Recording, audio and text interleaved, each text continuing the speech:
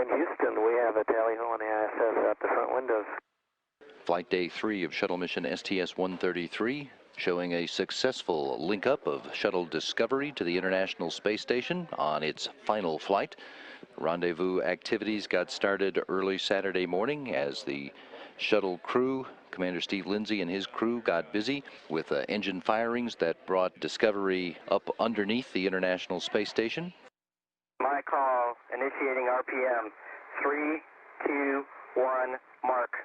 From there, they performed the standard Rendezvous Pitch Maneuver, a head-over-heels backflip of the shuttle that allowed station crew members using digital cameras with high-powered lenses to capture imagery of the heat shield tiles on the underside of Discovery. They're looking for any evidence of damage done to that thermal protection system by debris on ascent or subsequently on orbit.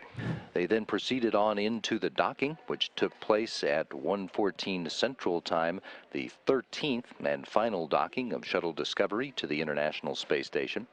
There was something of a delay in finalizing the hard mate of the two vehicles.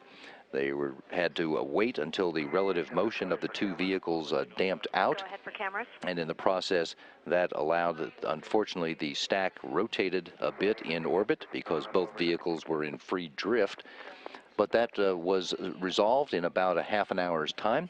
The two vehicles had a hard mate, and the space shuttle engines were used to bring the mated stack into a proper position so that the station's solar arrays could once again begin generating electricity to power the batteries.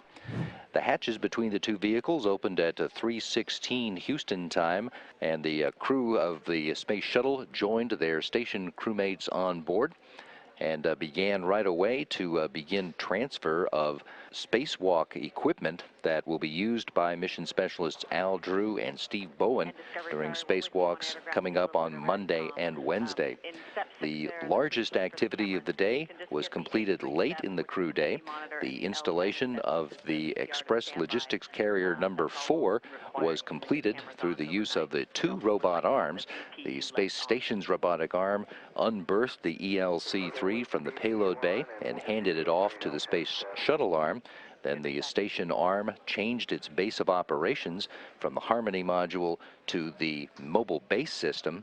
From there, it was commanded by mission specialist Nicole Stott, operating out of the cupola module, to reach back out and take a grip once again on ELC-4.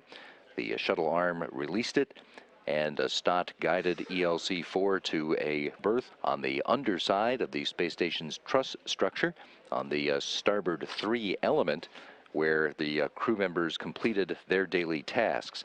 It was really very impressive working from the cupola and watching how these arms work together and getting ELC berths to the truss. Thanks for those words, Nicole, and you guys rock. It was wonderful watching you from here.